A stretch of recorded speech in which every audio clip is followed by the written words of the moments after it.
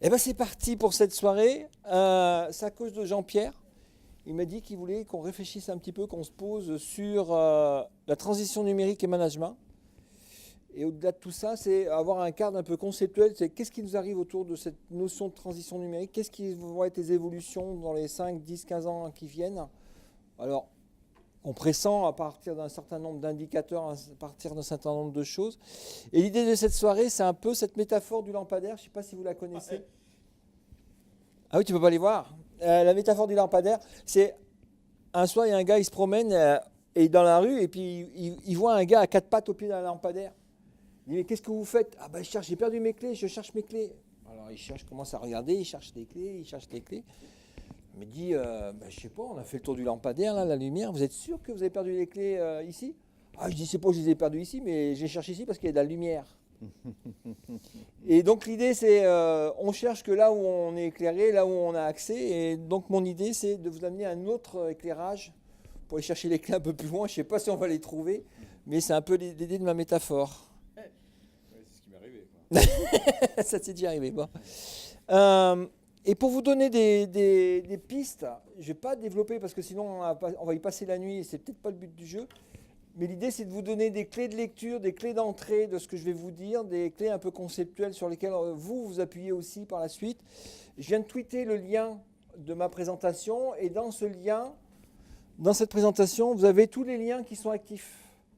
Et donc, je vous invite à aller les voir. Donc, je vous donne des clés de lecture, des clés d'entrée. Ça, c'est une super conférence qu'avait fait Michel Serres pour les 40 ans de l'INRIA. C'était il y a quelques années, il y a 10 ans déjà. Et sur cette conférence-là, il faisait un panel de qu'est-ce que les révolutions technologiques avaient apporté à l'humanité. Trois grandes révolutions technologiques, il a envoyé trois. C'était la première, l'invention de l'écriture chez les Sumériens. L'invention de l'imprimerie, qu'est-ce que ça a changé? Et aujourd'hui, la révolution autour du numérique. Et il fait un parallèle entre ces trois évolutions culturelles, politiques, religieuses, économiques, artistiques. Et à chaque fois, ces innovations ont vraiment changé l'histoire de l'humanité. Et c'est intéressant de voir comment l'histoire se répète, s'amplifie, mais se répète, les mêmes processus reviennent, les mêmes discussions reviennent par rapport à l'apport du numérique, par rapport quand Platon et Socrate discutaient sur l'apport de l'écriture par rapport à la parole, etc. etc. Donc il y avait ces évolutions-là, ces étapes-là, et c'est intéressant parce qu'il fait un détail pendant 1 heure de toutes ces évolutions-là. Et l'homme qui a perdu la tête. Alors à la fin, il finit. C'est ici qu'il le fait ou dans Petite Poussette? C'est dans cette conférence-là. Il fait la métaphore sur la dévolution cognitive que font les jeunes avec leur smartphone, c'est-à-dire qu'avant les savoirs étaient dans leur tête. Et pour expliquer cette dévolution cognitive, il prend l'image de Saint Michel qui s'est fait couper la tête par les Romains à Paris. Et qui son corps ramasse la tête et puis il prend sa tête dans la main et puis il contemple et puis il parle avec la tête dans la main, tient la tête, un truc comme ça, c'est le miracle. Et donc c'est la métaphore de la dévolution cognitive où tous les savoirs aujourd'hui pour les jeunes ne sont plus là-dedans, mais sont là-dedans. Et ça pose un souci, c'est que il y a aussi le raccourci pour les jeunes nouvelles générations. Accéder facilement à l'information donne l'illusion du savoir. C'est-à-dire, en 2-3 clics, je peux avoir l'historique de François Ier, la bataille de Marignan, des choses comme ça. Mais ce n'est pas parce que j'ai lu une information que j'en ai fait un savoir. Et souvent, les jeunes chez nous, enfin les nouvelles générations, à cause de ces outils-là, ils ont l'illusion du savoir. Ils pensent qu'en ayant accès à une information, ça va faire un savoir. Et donc, il faut leur expliquer que non, un savoir, c'est une information qui a été maturée, qui est capable d'être reprise, qui est compréhensible, qui est capable d'être remis en action, recontextualisé et ressorti dans un autre contexte. Ça, c'est un savoir. Et une information, c'est quelque chose qui est un peu éphémère. On a eu l'information, on n'est pas, c'est pas quelque chose qui se transforme en savoir. Et donc, il y a toute une explication à partir de ça, et vous avez les liens des vidéos derrière. Une deuxième vidéo qui est super intéressante aussi, c'est les vraies ruptures d'Internet, Serge Soudoplatov. Ça, c'est une conférence qui a été enregistrée à l'École normale de Paris. Qu'est-ce que rupture? Qu'est-ce qu'Internet amène comme rupture dans notre société? Et il y a une métaphore qui est super intéressante. Avant, c'est même l'introduction de son discours. Avant, quand on partageait un bien, on prenait une pizza, par exemple, on l'a pas coupée en 4, chacun avait un quart de pizza. Maintenant, quand on a un fichier et qu'on le partage, tout le monde a l'intégralité de l'œuvre. Donc avec le numérique, c'est très facile de partager, d'échanger. Et ça, c'est une des grosses évolutions qu'on a dans notre société, dans la façon de voir, de consommer les contenus intellectuels, vidéos, livres, images, des choses comme ça. Et ce qu'on constate aussi, alors c'est pas ici qu'il le dit, mais il y a d'autres personnes qui le disent, c'est le raccourcissement aussi de l'information qu'on diffuse. Avant, on diffusait des livres, on prenait le temps de lire, des articles de journaux qui étaient assez longs. Et puis maintenant, c'est en 140 caractères, on révolutionne la Terre, ou pas d'ailleurs. Mais il y a cette accélération-là aussi de l'information. Mais dans les vraies ruptures d'Internet, il y a dans les vraies ruptures d'Internet, Serge Soudoplatov aborde ici toutes les évolutions de comportement qu'a engendré Internet autour des nouveaux usages qui sont mis en place dans notre société. On en a déjà parlé plusieurs fois sur les statistiques. On a évoqué ça ce matin plusieurs fois. Ça, c'est les statistiques mondiales, je me semble. Ouais, 7 milliards d'habitants. Donc 7 milliards d'habitants, 3,8 milliards d'utilisateurs d'Internet. 3 milliards, alors c'est 3 milliards 800 millions d'utilisateurs Internet, 3 milliards sur les réseaux sociaux, 5 milliards d'utilisateurs mobiles et 2,7 milliards d'utilisateurs actifs sur les réseaux sociaux. Toutes ces stats, vous les avez le lien, vous les avez par continent, par pays. Alors sur la France, tous les semestres, c'est publié. Donc on voit les évolutions. Donc, dans nos pays, on a atteint des plafonds sur l'Europe. Nous, depuis, on a atteint 100% des étudiants connectés. C'était en 2008 à l'université, qui avaient accès à Internet et qui étaient connectés. Alors depuis, on a atteint ce plafond-là. Autre chose qui est très important, on ne l'a pas assez évoqué là jusqu'à présent dans la journée, mais je pense que vous avez ce même problème avec vos élèves, étudiants, stagiaires, apprentis, etc. etc. C'est l'explosion de données, de savoirs qu'on met à disposition des jeunes. Et l'explosion des données, des savoirs qu'on a accès sur Internet. Si on prend le petit schéma en bas à gauche, est-ce que j'ai un faisceau laser là? Bah non. Hop. Bon, tant pis, c'est pas grave. En bas à gauche, il y a les petits cribouillis qui sont là. C'est les volumes d'informations qu'on avait nous quand on a appris sur les encyclopédies papier. C'est un volume fini. On sait que là c'est Universalis, encyclopédie, enfin. Un volume papier, c'était fini. On allait dans une bibliothèque, on pouvait consulter les librairies, c'était fini. Et aujourd'hui, les carrés qui sont dessinés ici, c'est le même volume d'informations qu'on trouve uniquement dans Wikipédia, qui est là une encyclopédie collaborative mise en place sur Internet. Et ça, c'est intéressant de voir cette disproportion d'informations qu'on peut trouver juste sur une encyclopédie, et pas sur tout Internet, c'est encore pire que ça. Ça montre tout le volume d'informations sur lesquelles on a accès, les jeunes chez nous maintenant, enfin n'importe qui sur Internet a accès. Et pour la petite histoire, la hauteur des cubes, c'est le nombre de discussions qu'il y a eu pour écrire ces articles-là. Et donc aujourd'hui, les volumes d'informations explosent. Et au-delà de l'explosion de ces volumes d'informations, c'est que ça n'arrête pas de croître, ça n'arrête pas d'évoluer. Quand on discutait récemment avec le doyen de médecine chez nous à l'université, qui disait si on donnait les mêmes cours, les mêmes contenus de cours en médecine qu'il y a 10 ans, moi, doyen, j'irais en prison. Parce que tous les protocoles ont changé, toutes les façons de faire ont changé, les doses ont changé, les méthodes ont changé, etc. etc. C'est incroyable en 10 ans comment ça a évolué les contenus en médecine. Alors il y a des choses qu'on peut changer, le tibia s'appelle toujours tibia. La rotule s'appelle patella, donc ça aussi, ça a changé. Il y a quand même des noms, même en anatomie, ça a changé. Mais il y a énormément de choses qui ont changé. Et le même doyen me dit, par contre, par rapport à cette masse de savoir, alors c'est intéressant de parler par rapport à la médecine, parce que les médecins, c'est là où, à l'université, c'est là où ils apprennent on sélectionne les étudiants qui apprennent par cœur. Vous leur donnez un bouquin comme ça, et ils arrivent à l'apprendre dans la nuit, vous le recrachez, je caricature un peu intégralement le lendemain matin. Mais le souci, c'est que 3 jours après, ça ne rappelle pas. Et ce même doyen me dit, j'en ai marre de former des cons, tu te rends compte, à Bac+6, ça ne savent même plus ce que c'est que la grippe. Par contre, ils sont hyper spécialisés sur des choses, mais les trucs généraux, ils ont oublié parce qu'on leur donne trop de choses à ingurgiter et c'est compliqué d'avoir accès à tout ce savoir. Et c'est impossible aujourd'hui à le mémoriser. C'est impossible. Et ce qui évolue aussi, c'est on a des grosses masses d'informations, mais c'est aussi, ça c'est un petit aperçu de ce qui se passe en 1 minute sur Internet, le nombre de contenus qui sont produits sur Twitter, sur YouTube, etc., etc. Rien que sur YouTube, si vous regardez le chiffre, il se dépose 5 jours de vidéos par minute sur YouTube. Il se dépose 5 jours de vidéos par minute sur YouTube. Si on voulait voir tout ce qui s'est déposé sur YouTube en une seule minute, il faudrait prendre 5 jours. Alors tu vas me dire, mais monsieur Battier, en 5 jours de vidéo, il y a 4 jours de chat qui tombe des chaises, c'est pas intéressant. Tout à fait, Jean-Pierre, tu as bien raison. Mais il y a toute une journée de cours sur comment réparer votre frigidaire, comment démonter un ordinateur, des cours de MIT, des cours de machin, des cours de ceci. Il y a énormément de choses qui sont là.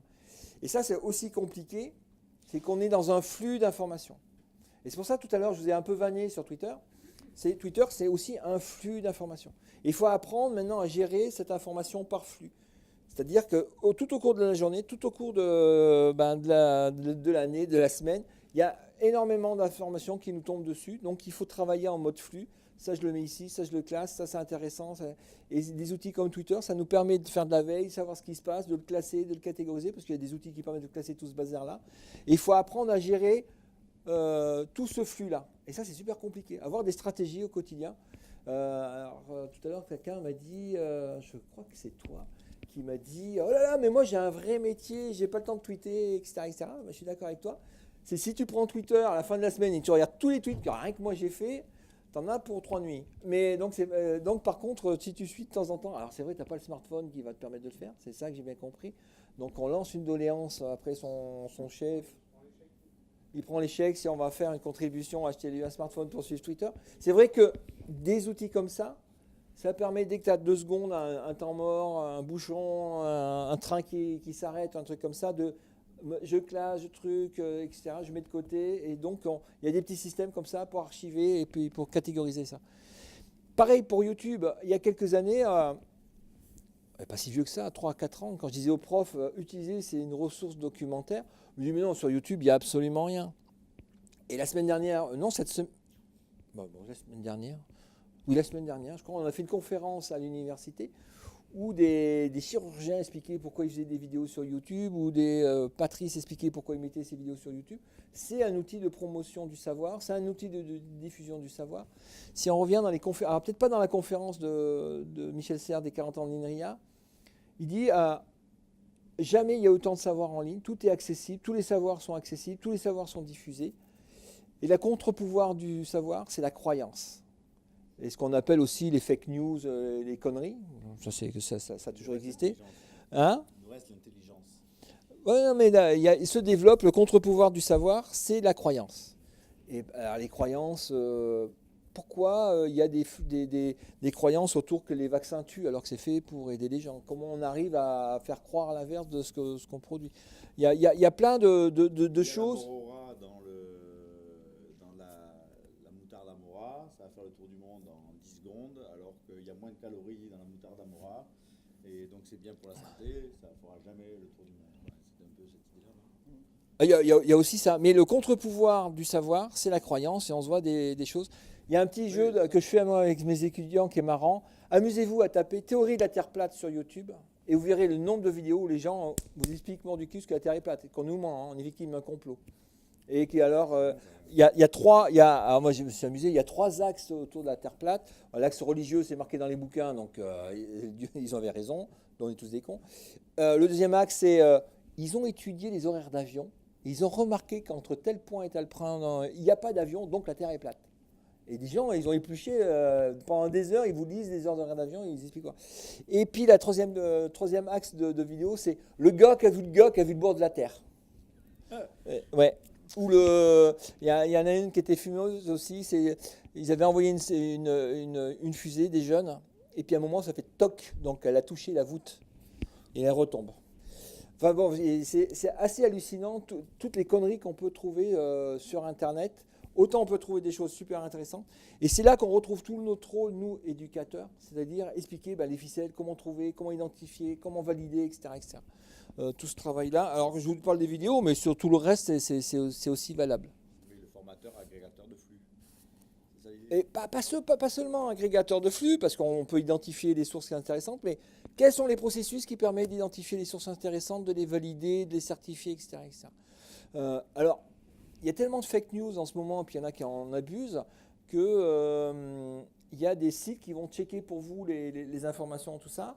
Et il paraît qu'il y a beaucoup qui travaillent sur de l'intelligence artificielle qui va remonter, checker dès qu'il y aura une fake news, ça va dire que c'est une fake news, un truc comme ça. Mais je pense qu'il y en a d'autres qui vont faire des contre-intelligence. La connerie artificielle, ça va se développer aussi. Et donc, en face de l'intelligence artificielle, on aura la connerie artificielle qui va se développer. Bah, c'est normal. Donc, c'est la guerre. Alors, je vous ai donné différents sites où il y a différentes stats sur ce qui se passe sur Internet lors de la minute, avec des évolutions. Ça, c'est intéressant quand vous avez des décideurs à trouver des arguments. Trouver ces stats-là sur ces évolutions, ça donne des idées de vers quoi on va. Aux stats intéressantes, c'est celle-là. Je sais pas, j'en ai parlé à l'apéro, mais j'ai oublié d'en parler dans mon pitch tout à l'heure. C'est comment on accède à ces informations-là, comment on accède de plus en plus à Internet. L'accès à l'information et à Internet devient de plus en plus mobile. C'est-à-dire qu'on accède maintenant majoritairement dans le monde entier par des tablettes et des smartphones à l'information, alors qu'avant c'était majoritairement par des ordinateurs. Vous voyez, en 9 ans, en 8 ans, en 7 ans, comment la courbe s'est inversée. Nous, à l'université, sur nos plateformes, sur Claroline, on est à 30% des jeunes qui accèdent par mobile smartphone. Et c'est assez intéressant aussi de voir comment ils travaillent. On a des amphis un peu plus grands que les tiens, on met 500 jeunes. Et puis moi, j'aime bien me mettre en haut puis regarder comment ils travaillent. Je parlais de médecine tout à l'heure. Vous allez dans un amphi de médecine, c'est souvent que les jeunes, ils arrivent avec 3 machins, un ordinateur, une tablette et un smartphone. Le smartphone, c'est pour envoyer des messages, des conneries aux copains, à la maman, je suis en cours, pense à faire les courses. La tablette est là pour filmer le prof ou enregistrer. Et l'ordinateur, c'est là pour la prise de notes ou des choses comme ça. Donc il y a ce rôle qui est donné aux outils. Pour la petite info, on a 1000 bornes Wi-Fi, on avait 1000 bornes, plus de 1000 bornes dans le parc réseau sur les 10 campus de l'université. On a fait plus de 100 000 devices, machins, qui sont connectés sur les 1000 bornes l'année dernière sur le réseau Wi-Fi de nos campus. C'est une explosion des connexions, des mobiles, des montres, des machins, des trucs comme ça. Et à tel point qu'on est obligé de revoir toute la stratégie de déploiement des bornes. Avant, c'était une borne par bâtiment, une borne par étage, une ou deux bornes. Maintenant, c'est 1 à 2 bornes par salle. Parce qu'une borne, ça couvre 25 personnes ou 25 machins. Pas personne parce que on est plusieurs à avoir plusieurs outils connectés, objets connectés. Et donc, ça change la façon de consommer. C'est pour ça aussi il y a beaucoup de messages courts parce que on va les voir, une petite synthèse qui donne envie et après on va les gratter derrière. Et si on regarde de façon plus globale sur Internet, alors j'ai sorti un tableau parce que là, il faut sortir le tableau des volumes de données qu'on a sur Internet. Aujourd'hui, on est tous au gigabit. On commence à avoir des disques durs USB terabits. Facebook, c'est 1 péta de données par jour. Donc c'est 1000 Tera, qui est 1000 Tera, 1 Tera c'est 1000 gigas, etc. etc. Au-dessus des pétabits, 1000 pétas c'est 1 hexa, 1000 hexa c'est 1 zeta et 1000 zeta c'est un iota. Et donc on arrive au yotabit. L'autre fois je discutais avec un DSI, il fait j'ai rajouté un iota sur le disque dur. J'ai dit, nom de Dieu, tu as plus que la capacité d'Internet. Non, mais je veux dire un petit peu. Un iota, non, c'est pas un petit peu. C'est encore aujourd'hui énorme. On estime la donnée d'Internet à 40 zetabits. Donc on n'est pas encore au iota. Le volume total d'Internet, c'est 40 zeta-octets. J'aime bien les zeta-octets. Donc ça vous donne une idée de l'information sur laquelle on a. Alors, il y a une phrase d'Eric Schmidt qui estimait qu'en 2010, on produisait en 2 jours 5 exabits d'informations. C'est plus que depuis le début de la culture humaine.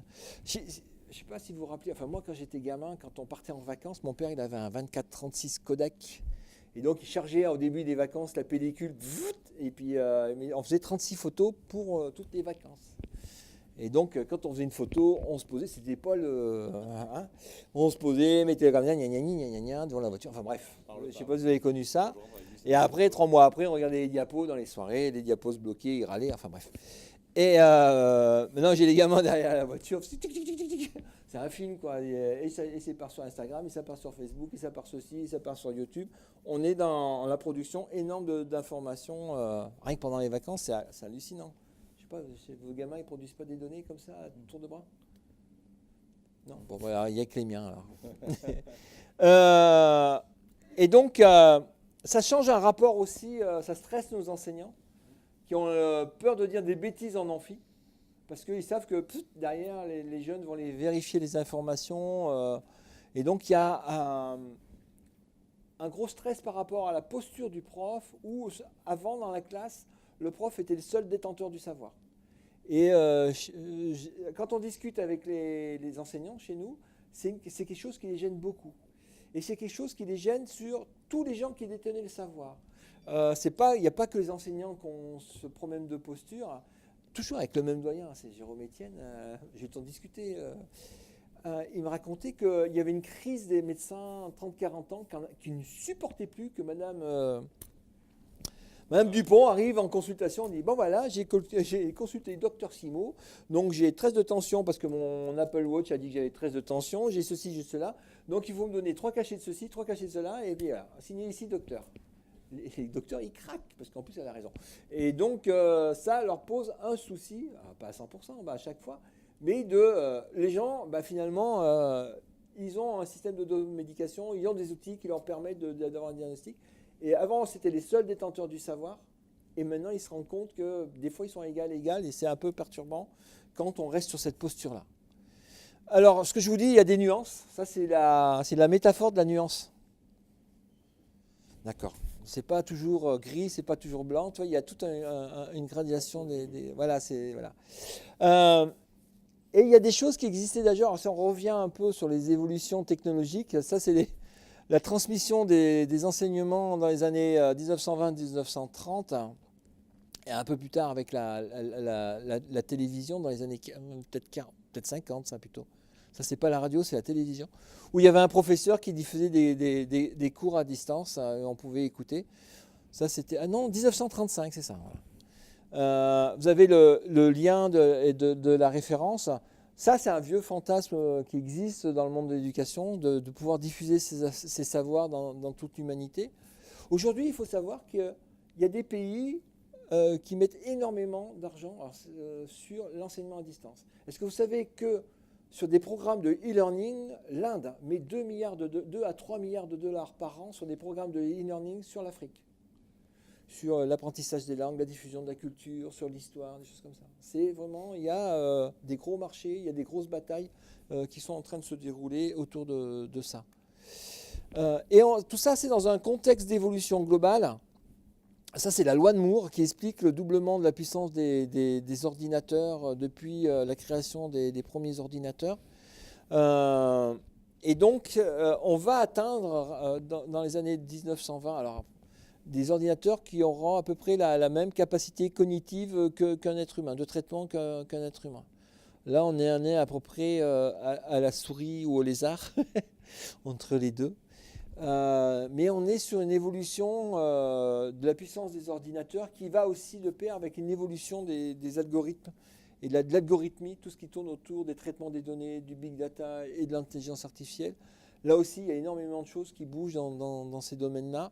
Et on n'anticipe pas assez l'évolution que ça va avoir sur nos métiers de savoir, de diffusion des savoirs, de remédiation, etc. Donc, autre chose qui va énormément bouger, on n'a pas encore parlé, c'est tout ce qui est l'introduction des robots et de l'intelligence artificielle dans les métiers. Et là, c'est une étude qui a été faite sur la prédiction, l'évolution des métiers dans les années qui viennent. Et c'est pour ça qu'il y avait mon gradient entre les toasts. C'est parce que tous les métiers ne seront pas impactés par cette évolution de la même chose. Alors j'ai une bonne nouvelle pour vous, si on cherche prof, c'est quelque part par un peu plus haut, le prof ça bouge pas trop. Tout ce qui est nounou et métier avec les jeunes, c'est un métier qui ne va pas être trop impacté par l'intelligence artificielle et la robotisation. Il y a des secteurs qui vont être très impactés par ça, avec une remédiation, de nouveaux travails qui vont exister, une nouvelle façon sur la programmation aussi. Il paraît qu'on n'a plus besoin de programmeurs. Avec l'intelligence artificielle, on pourra construire des environnements, des machins. Il paraît, un peu de doute, mais vu le bazar. Mais on est sur des évolutions dans certains métiers qui vont être assez radicales. Alors moi, j'ai vu des robots profs. J'en ai vu un seul projet, un seul programme qui existait en Corée. Qui a été développé il y a 4-5 ans. C'était un espèce de gros écran jaune avec des petits bras comme ça. C'était un robot qui était capable de gérer 10 élèves avec reconnaissance des visages et de suivre leurs évolutions sur une dizaine de séances d'apprentissage en anglais. Mais c'était compliqué à programmer, donc ils ont un peu laissé tomber pour l'instant le projet. Ça te perturbe ça, monsieur Le Rouge? Oui, donc ça aussi, oui, il n'y a pas encore beaucoup d'applications dans le domaine d'enseignement. Il y a un endroit, tu n'y es pas allé, chaque année je te dis qu'il faut y aller. C'est Laval Virtual. Voilà. Il faudrait que vous organisiez au sein du consortium, parce que c'est bien de mutualiser les contenus, les usages, mais aussi de la veille. Et que vous soyez un ou deux allés là-bas, il y a des endroits en France où on voit quel sera le monde de demain. Et autour de la réalité augmentée, c'est à Laval Virtuel, c'est le salon de la réalité augmentée en France. Ça fait 22 ou 23 ans que ça existe là-bas. Pourquoi à Laval? C'est parce qu'il y avait l'école des arts et métiers qui est là-bas. Et puis ils avaient fait pas mal de choses avec Dassault Industries, autour de Katia, les simulateurs, les trucs comme ça. C'est parti là-dessus. Et donc il y a un endroit où on peut voir ce que sera les usages de la réalité augmentée de demain.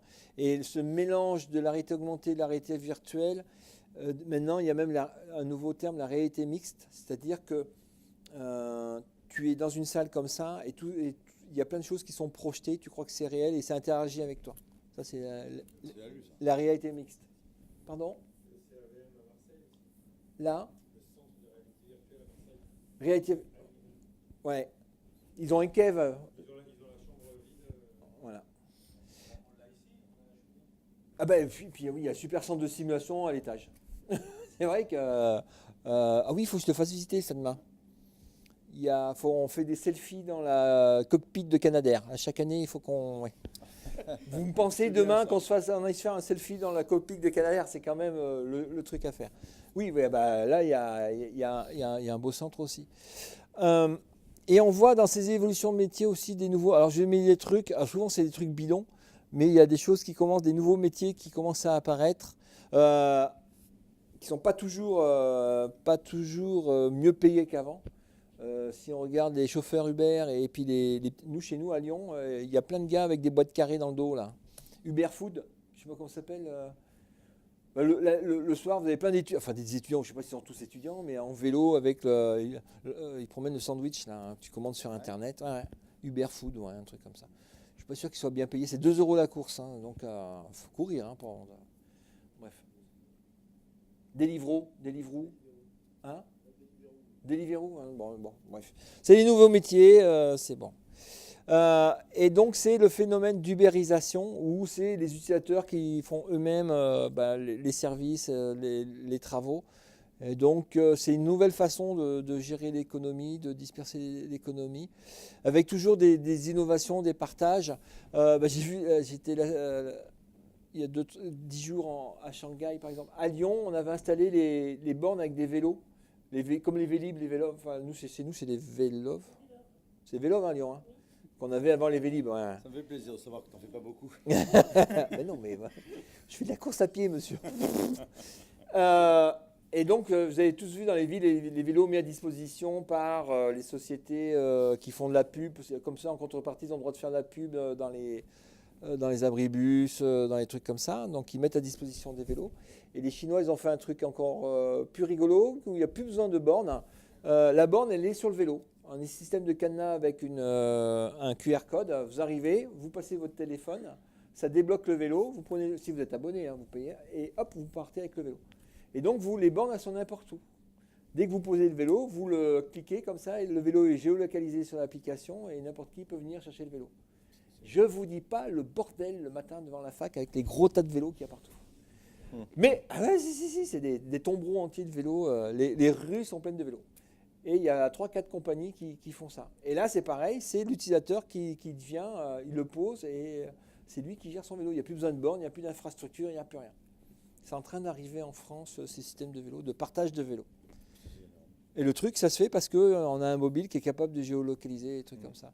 Alors, j'en ai même vu avec des batteries. Mais comme il n'y a pas de borne, je me dis, mais comment ils se rechargent des batteries, quoi. Ça, c'est un mystère. Il faut que je retourne en Chine pour comprendre comment ils partagent des vélos avec des batteries qui ne se rechargent pas. Ou alors quand ils pédalent, mais il faut pédaler fort. Donc, on a toujours ces évolutions sur les usages, l'innovation par les usages qui peut avoir un impact sur la façon d'utiliser tout ça.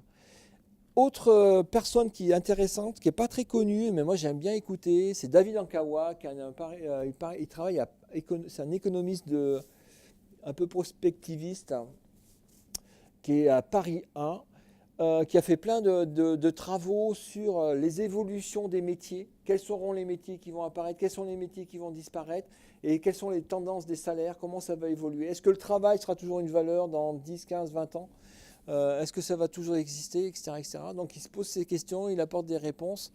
Donc là, pareil, vous avez des conférences, si vous suivez un peu ses travaux, où il argumente autour de ça. Pareil, en faisant des analogies avec ce qui s'est passé à la révolution industrielle, avec les différents types de révolutions qu'on a eues tout au cours de ces derniers siècles.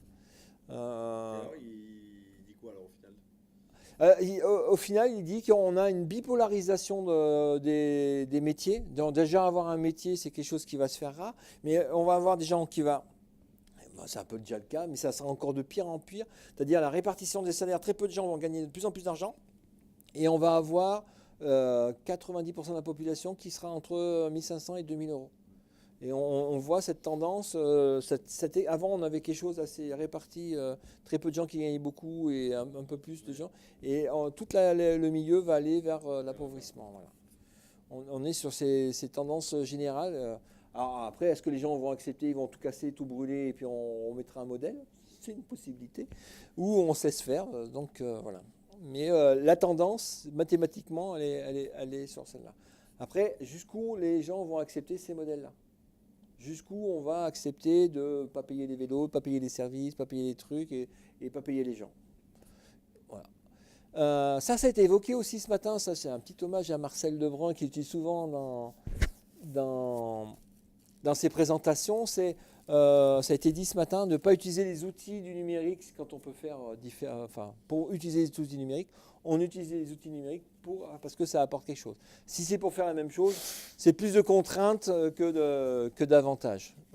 On dit ça souvent dans la formation parce qu'on a l'impression d'utiliser les outils numériques, mais en fait, on fait exactement la même chose qu'avant. Et ça, c'est une petite métaphore aussi de l'adaptation. Les moutons, tu vois, ils s'adaptent au progrès et ils se cachent, ils mettent à l'ombre des éoliennes. Donc on s'adapte très vite aux évolutions qui apportent des choses, de la facilité. Mince, j'avais une animation, elle n'est pas bonne. Merde, j'ai oublié. Alors sous cette pyramide, il y a la vraie pyramide de Maslow. C'est là où on revient sur la partie management. C'est, je ne sais pas si vous connaissez la pyramide de Maslow sur les besoins. Les besoins physiologiques. D'abord, l'individu, il faut qu'il comble les premiers besoins, c'est manger, boire, dormir. Besoin de sécurité, d'avoir une maison, de savoir qu'il aura à manger tous les jours. Besoin d'appartenance, peut tenir à un village, à une communauté, à une entreprise, à une institution. Besoin d'estime et le besoin de s'accomplir. Et donc, on peut s'accomplir que si on a une estime de soi, si on a rempli tous ses besoins, on a cette pyramide-là. Je caricature et je vais super vite là-dessus. Et on retrouve ça aussi sur l'utilisation du numérique. Les besoins physiologiques, c'est d'avoir du Wi-Fi, de l'électricité et de pouvoir communiquer. d'appartenir à des communautés, de voir ce qui se passe, et d'estime, de faire estimer, de pouvoir s'accomplir, de faire de la production. Et pourquoi j'ai mis ça? C'est parce que souvent, quand on rentre dans des cours, on parlait des MOOC tout à l'heure pendant l'apéro, et on se dit, en fait, au final, ah non, c'était pendant les ateliers, il y a très peu de gens qui participent à des MOOC.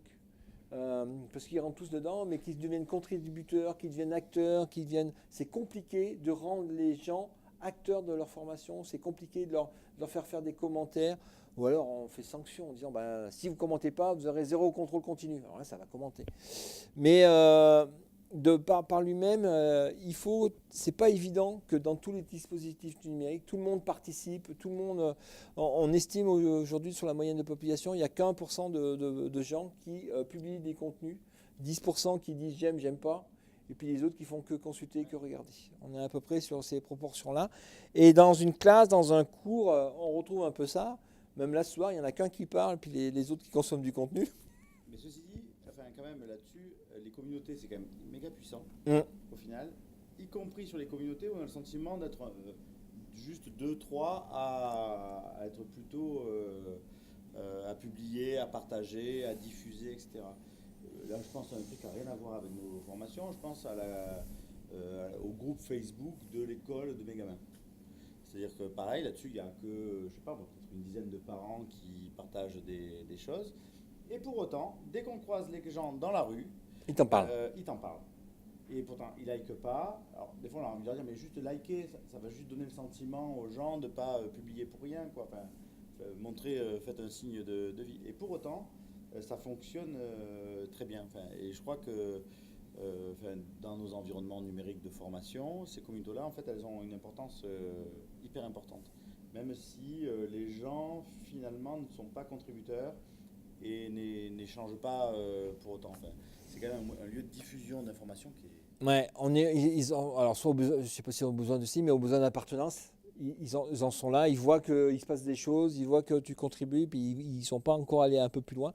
Et puis tout le monde n'a pas besoin de publier, tout le monde n'a pas besoin de liker non plus, mais c'est super important aussi de donner, d'avoir aussi ce retour des signaux faibles. Heureusement, ce qui se passe. il y a le trottoir de l'école quand même, pour savoir quelque chose qui se passe sur Facebook. Enfin, voilà, c'est un peu ça. Non, ça va. Ben, tout à fait.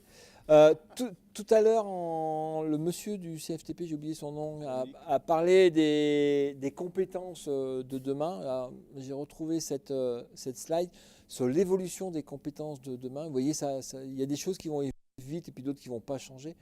La compétence numéro 1 dans notre monde aujourd'hui, c'est résoudre des problèmes complexes. En gros, sortir du merdier, si je caricature.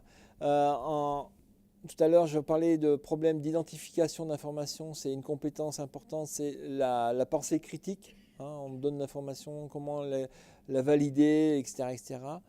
La troisième, et 2020, c'est demain, tout ce qui tourne autour de la créativité, donc tout ce qui ne pourra pas être amené par l'intelligence artificielle, par les robots, par les calculs, par le big data, c'est toute la créativité. Et ça, en France, il y a beaucoup de gens qui nous envient. On est un peuple un peu à part, un peu fou, il paraît, par rapport. Ouais, c'est ça, là, on a l'adage qui date de Mathusalem, on n'a pas de pétrole, on a des idées, mais c'est un peu ça. Les Français sont vus comme des gens très créatifs. Alors, tu auras raison, j'en sais rien, mais c'est l'image qu'on a à l'extérieur. Gérer le management, les équipes, ça c'était en 3, bah, ça restera. Arriver à se coordonner avec les autres, tout ce qui est l'émotion, l'intelligence émotionnelle. Donc susciter de l'empathie, susciter de l'intérêt, des choses comme ça. La 10e qui n'existait pas là, en 2015, c'est la flexibilité cognitive, se replonger dans différents contextes parce que on va changer de monde, on va changer de choses, de travail, de méthodes, de process assez rapidement. Donc il faut changer de la façon dont on peut penser aussi des fois assez rapidement. Alors ça c'est des grandes théories parce qu'il y a des institutions qui ne changent rien du tout. Ah, je te sens dubitatif. Non, mais moi je me remets dans leur contexte à eux. Enfin, je sais pas, je me dis, ouais, finalement, eux, Ouais, ils tu vas dans ton contexte, on va le prendre lui comme témoin, on te remet dans ton contexte à toi. des accidents de voiture, je veux dire, est-ce qu'il y en aura moins demain Alors, des incendies, est-ce qu'il y en aura moins demain et finalement, est-ce que ça impacte leur ouais, activité de formation on peut prendre les accidents de voiture. Ouais, Quand on reprend les études prospectives dans les années 80, les voitures autonomes, c'était pas avant 2050. Et là, on voit qu'il y a déjà en France un des premiers producteurs de voitures autonomes, c'est Navia. Je ne sais pas si vous avez suivi, qui a vendu. Alors, c'est des petits minibus. Et là, ils ont sorti un taxi entièrement autonome et pas en site propre. Au départ, c'était vendu sur des sites. Alors, en site propre, c'est sur un campus d'université, dans une entreprise pour aller du hangar à la restauration en automatique. Ils voient un obstacle, ils s'arrêtent, ils tournent à gauche, ils tournent à droite, etc. etc. Le véhicule se déplace en autonomie. Et maintenant, ils sont vendus. Ils peuvent être utilisés. Alors, ça dépend des législations des pays, parce que dans certains pays, la législation, s'il y a un accident, qui paye donc c'est pas autorisé. On n'a pas la réponse à ça. Est-ce que c'est le gars qui a construit la voiture? Est-ce que le gars qui s'est jeté sous la voiture, c'est le gars qui est dans la voiture, ou c'est le gars qui a fait l'algorithme, ou le gars qui a fait la caméra? Donc c'est compliqué de trouver des responsabilités quand c'est comme ça. Mais bon, les études prospectives, c'était 2050. On voit qu'en 2018, on vend de plus en plus de véhicules autonomes. Et toutes les études, les assurances montrent, et puis ils vont pousser là-dessus, enfin pousser. Je ne sais pas s'ils vont pousser là-dessus, parce que c'est un marché qui va disparaître. Si on est à 100% de véhicules autonomes, on va diminuer de 95% le nombre d'accidents de la route. Parce que le principal vecteur d'accident c'est le facteur humain. C'est pas la roue qui perce, le machin, enfin c'est que 5%. Enfin c'est déjà pas mal 5%, mais c'est 95%, c'est la faute du conducteur. Et donc avoir des véhicules autonomes va fluidifier déjà tous les trafics, parce qu'on n'aura plus les changements de voie et les trucs comme ça qui sont en cause des 80% des bouchons en ville sont liés à des changements de voie et des trucs comme ça, à des comportements irrationnels du conducteur qui freine, qui pile, qui lit son smartphone et puis qui ne voit pas le gars devant, il met un grand coup de patin, enfin bref. Donc on aura des... Et donc par rapport à ça, là où avant on estimait en 2050 les véhicules autonomes, on s'est rapproché de 10 à 15 ans sur les études, et on voit des véhicules autonomes. Je ne sais pas si vous avez suivi les Uber Trek, je crois que c'est Uber qui fait ça, où il y a des gros camions qui traversent de façon automatique maintenant sur les autoroutes aux États-Unis qui font les transports. C'est Tesla? Oui, c'est Tesla, ouais, je confonds. C'est les gros trucks blancs, là, ils ont montré ça. Et donc, c'est là aussi, il y a eu d'énormes avancées, ça a été beaucoup plus rapide que ce qu'on pensait sur le véhicule autonome. Et est-ce qu'on va, nous, humains, lâcher le plaisir de conduire? Est-ce que c'est vraiment un plaisir maintenant de conduire? Putain, on a fait 3 heures en descendant, c'est des travaux tous les 10 km, tu as peur de te faire gauler les poings, tu as des radars partout, des radars mobiles, enfin bon, c'est un stress de conduire, on peut même pas tweeter en même temps. Donc voilà. Donc on est sur ces évolutions-là. Et si on regarde aussi les jeunes, alors il y a aussi un facteur, c'est économiquement et administrativement compliqué de passer un permis, mais de moins en moins de jeunes passent le permis. La nouvelle génération, pourquoi passer le permis? Il y aura bientôt les voitures autonomes, il y a les transports en commun, il y a les vélos et choses comme ça. Et de moins en moins de jeunes passent le permis. Puis il y a ceux qui conduisent sans... Bref. Alors, pour en revenir à ce que tu disais sur la communauté, l'importance de la communauté. Cognitivement, ça c'est une Dunbar. Dunbar, c'est un anthropologue qui, dans les années 80, a étudié le volume des cerveaux des primates et des différents types de primates et des humains, et l'évolution des crânes, et qui a identifié une zone du cerveau, un volume de, je ne sais plus quelle partie du cerveau. Et cognitivement, on a un cerveau qui est capable de gérer 150 connexions sociales, d'interactions sociales. C'est-à-dire, on se rappelle de la personne, on se rappelle de son prénom, on se rappelle la dernière conversation qu'on a eue avec cette personne-là. Cognitivement, on est à peu près... La gaussienne est à 150.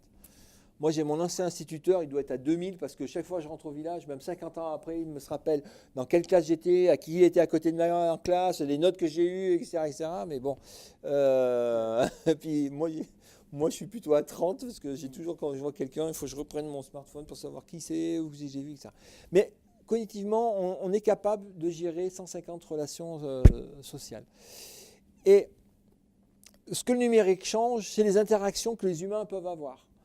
J'ai mis le premier cercle d'interaction, c'est tout ce qui est famille, groupe. Et si on se met dans le monde professionnel, c'est tout ce qui tourne autour de vos apprenants, de vos proches au travail, de votre famille. C'est ce premier cercle d'interaction. Donc comment on interagit au niveau de ce premier cercle c'est d'abord principalement par la voix, la parole, le téléphone et les objets de communication classiques. Ils sont un peu plus loin maintenant, vous avez tous les seniors. Ma mère parle à son petit-fils par Skype tous les soirs. Donc ils ont la tablette, les machins, les trucs comme ça. Donc il y a aussi ces niveaux d'interaction-là, mais bon, c'est plutôt en proximité. Le deuxième niveau d'interaction, c'est les interactions qu'on a avec la communauté. Alors là, on sait qu'on appartient à un groupe, mais on ne sait pas forcément qui est dans ce groupe. C'est ce que tu disais à l'école. Les communautés des pompiers, vous êtes 70 000, donc c'est une grosse communauté, mais les communautés d'un département, c'est combien? C'est 3 à 5 000. Vous ne connaissez pas tous, tous les pompiers d'un même département ne se connaissent pas tous, c'est impossible. Mais vous avez des codes vestimentaires, de couleurs, de communication, des codes aussi, des outils de communication. Ça peut être des journaux, ça peut être des blogs, ça peut être des lettres, là. Newsletters. Non, les trois. D'ailleurs, regardez, il y a des acronymes. Voilà. Des acronymes qui permettent de faire une identité. La même chose, Ah oui, c'était horrible, les écrans qu'on a vus, AES, APS, machin. Moi, ça ne me parle pas. Et là, alors, c'est intéressant parce qu'au niveau de la communication du groupe et de la communauté, c'est des langages qui sont propres, tu parles des acronymes, c'est des façons de communiquer qui sont propres, qui sont après par la communauté, appropriées par la communauté. Et avec le numérique, on a un troisième niveau de communication qui s'est ouvert avec les réseaux sociaux, avec les médias sociaux. Un individu est capable de communiquer avec la planète entière. Et ça, c'est un nouveau niveau de communication qui n'existait pas avant. Ce niveau, il existait avant, mais il était réservé à une élite. C'était les hommes politiques, les mass médias, les journalistes, ceux qui tenaient la télé.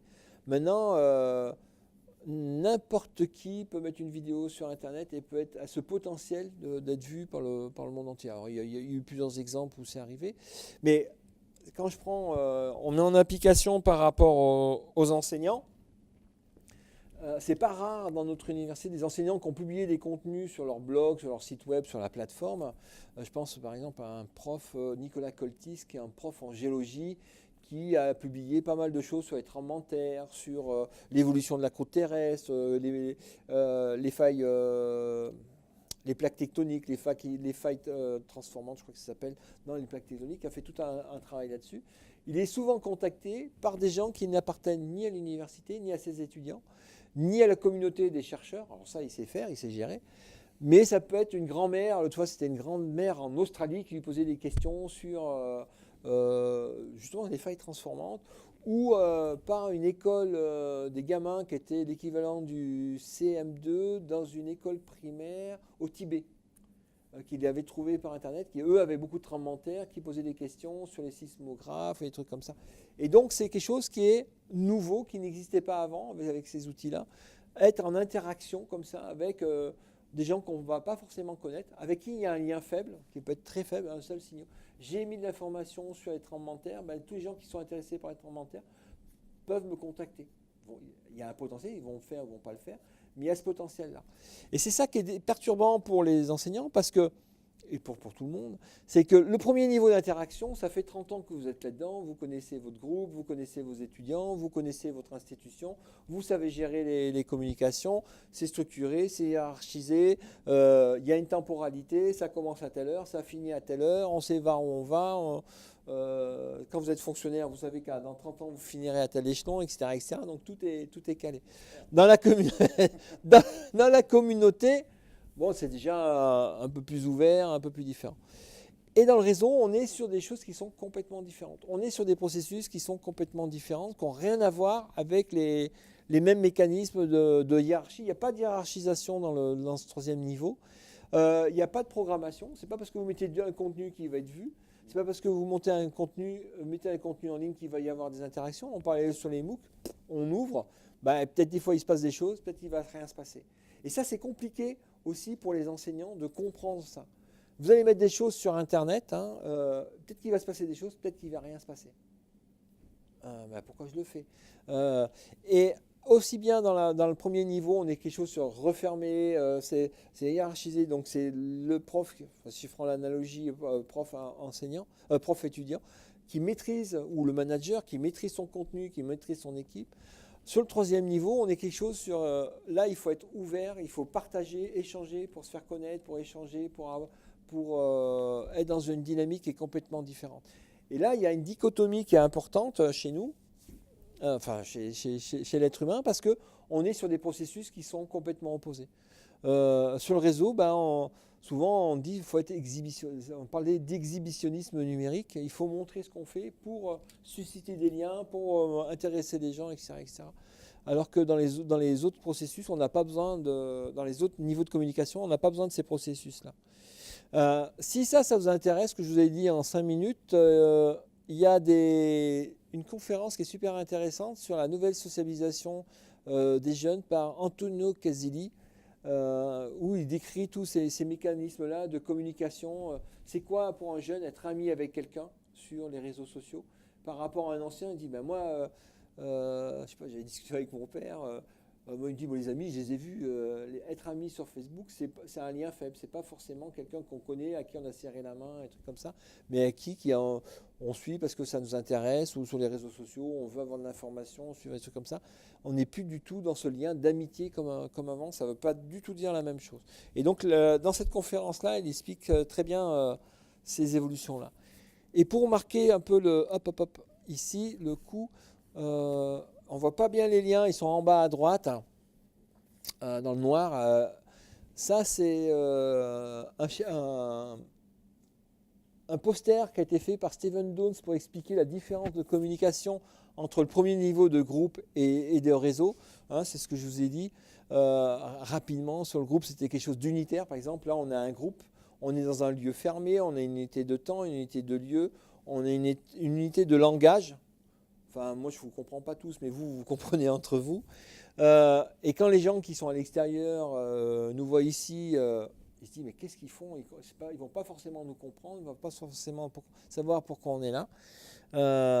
C'est quelque chose qui est coordonné. Le grand coordinateur de ce groupe, sur les 3 jours, c'est toi. C'est quelque chose donc, de fermé, on est sur des processus qui sont fermés.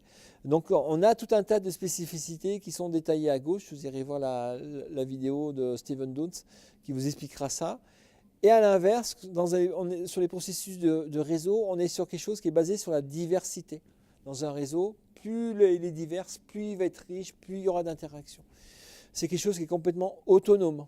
Par rapport à un dispositif coordonné, on est quelque chose sur d'autonome. Par rapport à un dispositif fermé, on est quelque chose qui est complètement ouvert.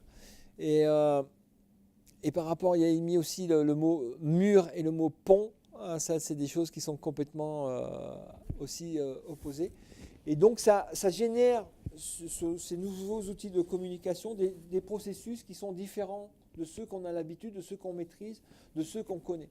Et moi, quand je discute avec les enseignants, tout ce qui se passe à droite, c'est beaucoup d'inconnus. C'est trop d'inconnus pour eux, pour y voir un intérêt, pour y voir comment ils peuvent se lancer dedans et comment on peut maîtriser toutes ces choses-là. C'est pas parce que c'est autonome que c'est pas maîtrisé. C'est pas parce que c'est ouvert que c'est n'importe quoi.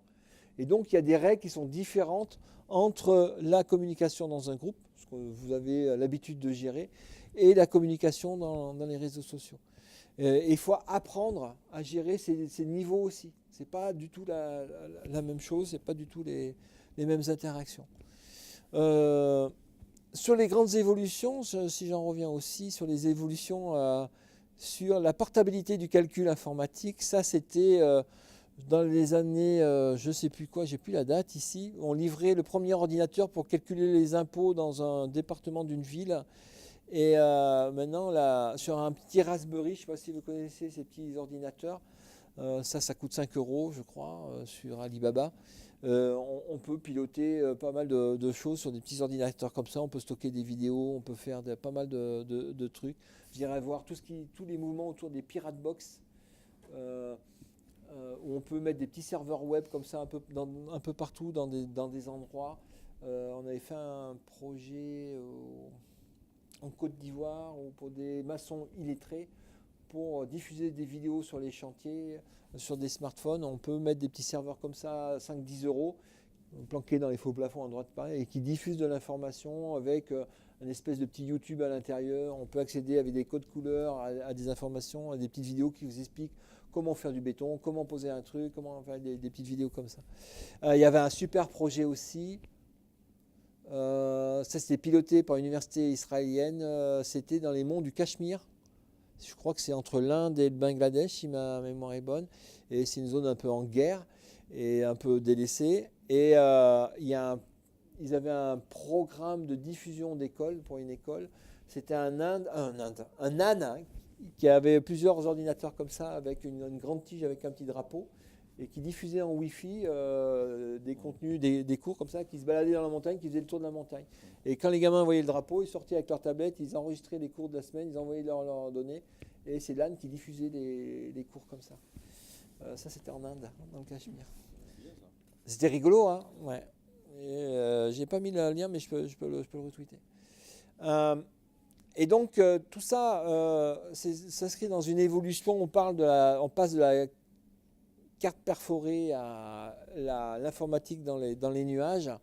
On est passé à la disquette. Celle-là, c'est 1,4 mégas de... La 3.5, c'était 1,4 mégas de données. Ma mémoire est bonne. Pour les gamins, ils pensent que c'est l'icône de sauvegarde. Ils ne savent pas ce que c'est qu'une disquette. Ils n'ont jamais vu. Le CD-ROM, la clé USB. Et aujourd'hui, quand on a du réseau, on stocke nos données sur les plateformes, dans les Dropbox, dans le Google, dans le machin, dans le truc, ou dans Baidu quand tu es en Chine, parce que tu n'as pas accès à Google.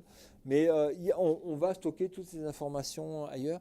Et toute cette puissance de calcul, d'accès à l'information, elle est facilitée par des outils comme ça. Et donc ça a un impact sur la façon de gérer les locaux, d'aménager les locaux.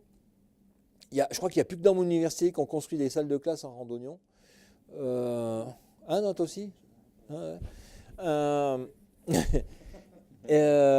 voit apparaître des nouveaux aménagements ça ne s'appelle plus des salles de classe, mais je ne sais pas si vous avez entendu parler des learning labs, des learning centers, des nouveaux noms, des endroits qui sont avec de la technologie, avec du réseau, avec de l'électricité, avec des outils qui permettent de partager de l'information, de communiquer, de travailler en groupe. Là, par exemple, ça c'est pris au Learning Lab, l'ancien Learning Lab de l'École centrale de Lyon, où les étudiants travaillent par petits groupes sur leur ordinateur. Ils synthétisent leurs travaux sur l'écran qui est au bout de leur table. C'est les 4 grands écrans qu'on voit à côté du grand écran au mur. Et une fois qu'ils sont mis d'accord, ils fusionnent l'écran principal. Et donc là, on est sur des processus différents, on est sur des pédagogies différentes. Si vous vous intéressez à la pédagogie, il y a un truc intéressant à lire, c'est les rapports PISA. Chaque année, on publie, c'est l'OCDE qui publie tous les 4 ans des évaluations qui sont faites des niveaux de jeunes dans des classes d'âge bien spécifiques. C'est des dizaines de milliers de gamins évalués par pays, donc ça leur donne une évolution des compétences, des habiletés des jeunes par rapport aux mathématiques, par rapport à la littératie et par rapport à la numératie. Littératie, c'est je lis un texte, déjà je suis capable de le lire, de comprendre et de faire des synthèses, ça c'est la littératie. La numératie, c'est l'habileté qu'on a avec les outils numériques. Et donc il y a tout un tas de critères qui sont publiés là-dessus. Et quels sont les pays qui sortent longtemps, la Finlande était en tête de série. Et là, on voit apparaître des nouveaux pays comme Hong Kong et Singapour qui ont des stratégies pédagogiques assez intéressantes, qui sont basées sur la créativité, sur la liberté des élèves en classe. Je caricature un peu, je simplifie un peu le process, c'est-à-dire que quand le maître demande une tâche, il ne demande pas une tâche compétitive entre individus, il demande des tâches à une équipe. Et en sachant très bien que dans l'équipe, il y a des disparités de niveau intellectuel, graphique, patati patata, mais c'est à l'équipe elle-même de résoudre. Celui qui n'est pas très bon en littératie, il sera peut-être meilleur en... Et il doit faire une équipe, et c'est l'équipe qui doit répondre. Et donc, ces stratégies pédagogiques, ont pour l'instant les meilleures performances dans ce dispositif-là. Et c'est super bien détaillé sur le site que j'ai dit tout à l'heure. L'OCDE, c'est PISA. Sur les enquêtes PISA, c'est tout détaillé par paramètre, par stratégie, des choses comme ça. Après, vous avez des pays qui sont un peu bourrins, type Corée, où les gamins bossent 18 heures par jour. Donc là, on est sur le bourrage de crâne. Je ne sais pas si ça a marché bien longtemps, mais c'est assez impressionnant. Moi, j'ai suivi des cours en Corée. On parlait de variété, je ne sais pas si on a parlé de variété pédagogique quand on fait un cours. Le prof sur scène, même s'il n'y a que 30 gamins, c'est un show, c'est un spectacle. Déjà, il a un micro, ça gueule dans la salle, c'est impressionnant. Il a 4-5 grands écrans derrière, toutes les 5 minutes, il balance de la musique, il fait faire des scènes, il les fait lever, il les fait taper dans les mains, il rebalance des exercices, il rebalance des notions. C'est un vrai show. Et les profs les plus connus en Corée font des cours sur Skype le soir. Les gens s'abonnent sur leur chaîne et ils gagnent plusieurs millions par mois. Donc on est sur des processus complètement différents de ce qu'on observe. C'est un pays qui est un peu malade du savoir. Bon, alors ça, les jeux extrêmes comme ça.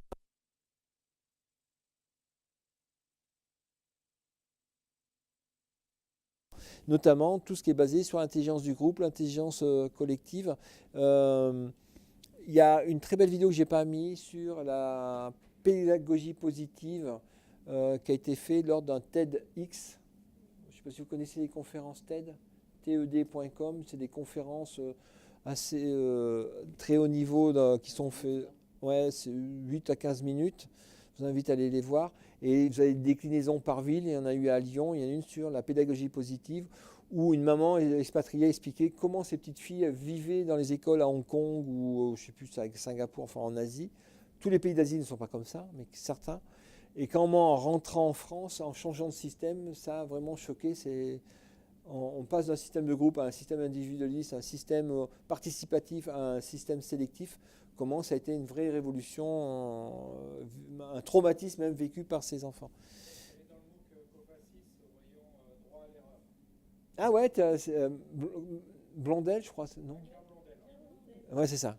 C'est super intéressant à les voir et je pense que c'est vu de l'intérieur ces dispositifs-là, parce que quand on regarde PISA, on ne se rend pas trop compte ce que ça veut dire, faire travailler une équipe, et là on est vraiment dans l'humain.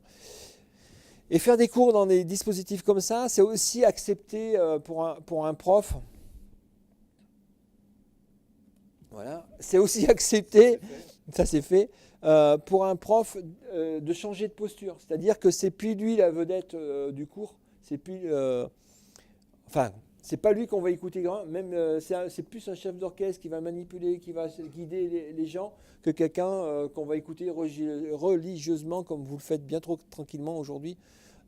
Qui c'est qui avait dit qu'il avait plein de questions à me poser et qui ne me pose pas de questions? C'était Guillaume. Tu voulais me coller. C'est pas fini, d'accord.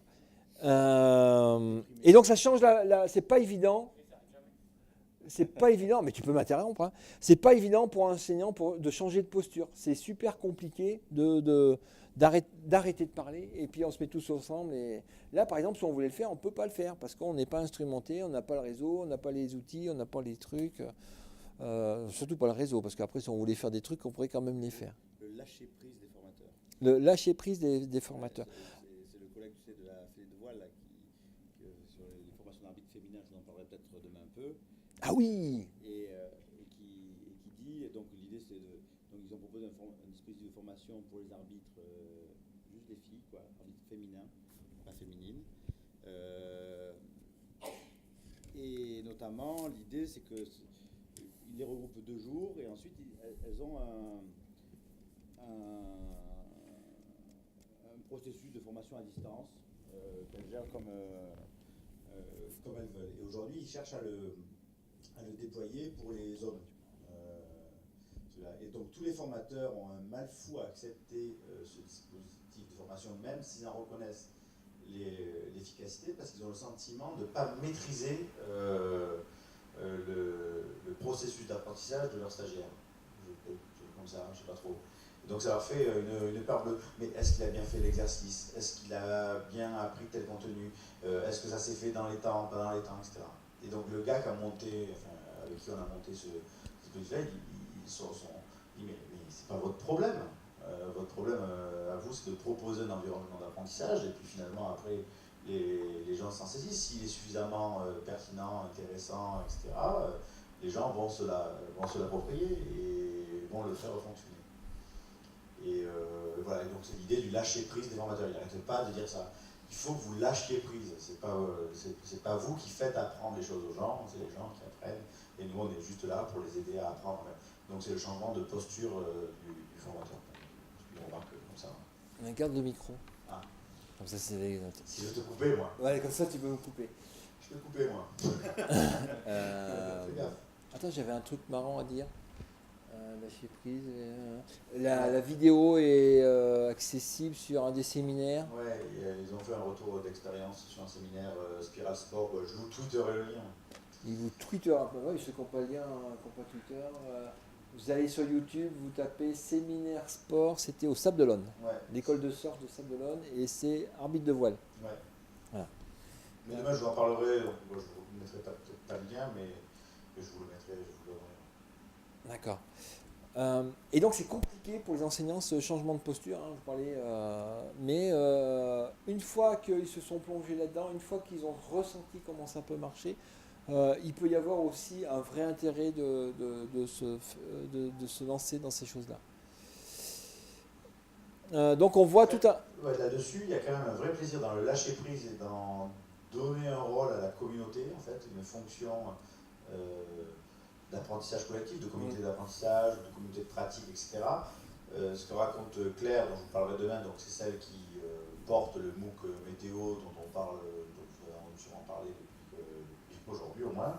Elle dit mais c'est super, j'apprends plein de choses. C'est-à-dire qu'elle aussi se retrouve au sein de la communauté comme quelqu'un qui apprend. Et du coup, elle actualise ses connaissances au travers de la communauté. Et donc, elle actualise ses environnements numériques au travers de la communauté. Et la communauté, après, elle devient assez forte. C'est-à-dire qu'il y a toujours, comme on a tous des stagiaires qui, à des moments, sont contents de faire les profs. Et bien là, ils ont un moyen génial dans les espaces communautaires pour le faire. Donc là, on en a dernièrement, ils ont fait une synthèse de l'ensemble des visioconférences qui sont déroulées sur l'ensemble des MOOC, qu'ils ont mis à la disposition de la communauté. Et donc, du coup, c'est intéressant. Donc, les gens récupèrent ces contenus-là, se l'approprient. Donc, eux, ils jouent un rôle de prof, c'est-à-dire qu'ils contribuent sur les forums en expliquant les contenus que les gens n'ont pas compris, etc., etc. Il y a des spécificités sur la météo Méditerranée que nous, on ne maîtrise pas forcément en Bretagne. Et donc, d'un coup, effectivement, cette idée de chef d'orchestre, elle est importante. C'est-à-dire que j'organise un environnement dans lequel chacun va pouvoir apprendre et développer des compétences. Mais je lâche prise sur le fait que moi, je suis celui qui détient le savoir et qui vais le dispenser. C'est peut-être une des clés de l'intérêt du numérique dans la formation. Il y a un autre niveau de lâcher prise qui vous intéresse, vous, par rapport au consortium, c'est quand on travaillait avec les premiers profs autour de l'étude numérique, le prof, dans les années, je dirais, 96 jusqu'à 2004, le prof à l'université, alors vous, je ne sais pas où vous en êtes dans cette évolution du prof numéricus, mais c'était le prof, il était tout seul. Il faisait son cours tout seul, il est caché aux autres, il ne fallait pas que les collègues le voient. Il était peinard. Hein, je ne sais pas s'il était peinard, mais j'étais un peu stressé des fois, mais c'était son cours à lui. Et dans les premières versions du cahier des charges des plateformes qu'on faisait, il ne faut surtout pas que mes collègues les voient. Et maintenant, on n'est plus du tout là-dedans. Ils sont plusieurs à le faire, ils participent ensemble, ils font des réunions, il faut des co-constructions d'environnement. L'environnement, il y a la scolarité, il y a les partenaires extérieurs, il y a les stages des entreprises. On n'est plus du tout dans cette idée où c'est moi qui ai fait le cours tout seul. C'est mon cours à moi, il ne faut pas que les autres le voient. Cette notion a, je ne veux pas dire entièrement disparu, mais c'est quelque chose, c'est pas la majorité, c'est plus du tout la majorité des cours, alors que jusqu'en 2004-5, c'était la majorité des cours, c'était ça. Maintenant, on est plutôt sur, on va être à plusieurs, même, des fois même plusieurs établissements, dans l'université, je parle, à faire les cours. On a eu cette évolution qui a été assez longue. Et maintenant, de plus en plus aussi, on voit les profs, quand tu dis lâcher prise, Bah, c'est plus eux qui font les vidéos des cours parce que c'est trop compliqué, ça met du temps, il faut répéter, etc. Oui, etc. j'allais dire ça. Et ils les font faire. Hein, C'est les stagiaires qui le font. ouais, chez nous, ils demandent aux étudiants de faire les vidéos. Et là, c'est. Les 3 dernières semaines, je regardais les stats, et puis quand tu regardes la production des vidéos, j'ai que des vidéos faites par les étudiants. Puis c'est pas des nouilles, hein, c'est des masters qui parlent plusieurs langues, c'est super bien fait, c'est en anglais, il y a des choses, c'est super pro, et les étudiants c'est un peu des certains c'est des staccanovistes, hein, ils restent 8 heures dans le studio à enregistrer, dans faire. Et je pense que la notion, là ils vont l'acquérir, c'est un peu lourd comme façon d'apprendre, mais on est aussi cette façon de faire, c'est je mets un écosystème et moi je maîtrise le truc, ta vidéo. Par contre, le prof il garde le contrôle sur le contenu des vidéos, il leur donne, toi tu vas faire tel chapitre, toi tu vas faire tel chapitre, tel truc, et après ils voient la production finale, on diffuse ou on diffuse pas. Et ça renvoie probablement à. C'est-à-dire que là on parle des stagiaires, mais je pense que moi ça renvoie à la fonction de formateur. C'est-à-dire que, y compris dans la constitution des fameux pots communs, c'est-à-dire que moi je n'avais pas prévu demain, mais le pot commun, qu'est-ce que je mets comme ressource dans le pot commun Enasis? Donc est-ce que je produis une ressource pour tout le monde, ou est-ce que je produis une ressource qui est liée à mon contexte d'intervention, à mon expérience, à ma culture de formateur, à ma manière d'envisager la transmission d'un contenu, d'un savoir, donc un scénario pédagogique, etc. Et donc évidemment, dès qu'on balance ça à des formateurs, d'un coup ils ont l'impression, enfin comme moi pour demain, au début je me dis oh putain j'ai une conférence, donc ça veut dire prof, donc ça veut dire de la distance, de la hauteur, etc. Et bien les profs, quand on leur dit il faut faire un contenu que vous allez mettre à disposition de la communauté, ils pensent à la même chose, donc un savoir livresque, général, adaptable à tous, etc. Et bien ça, d'une manière générale, ça ne marche pas. Il y a des gens qui font ça très bien, ils écrivent des bouquins, des trucs comme ça, c'est leur boulot. Nous, les formateurs, on sait, il y en a peut-être quelques-uns qui savent le faire, mais on ne sait pas trop le faire. Par contre, nous, on sait faire des choses adaptées à un contexte. Et c'est surtout ça qu'il faut partager. Je fais ce cours-là, dans ce contexte-là, voilà le scénario pédagogique, je l'ai fait, et puis, enfin, je vous emmerde, entre guillemets, c'est pas, je le fais comme ça, et puis c'est tout. C'est comme les 140 caractères, et puis c'est tout. Là, c'est la même chose, je le fais comme ça, et les gens, après, ils s'en saisissent pas, mais c'est surtout ça qu'il faut partager. Et donc, nous, on a une expérience là-dessus sur la notion de projet. Alors, en plus, c'est la tarte à la crème. Je trouve ça relativement insupportable comme façon de travailler, mais bon, c'est un des sujets à jeunesse et sport. Donc, on fait un contenu, on se met à mutualiser sur la notion de projet.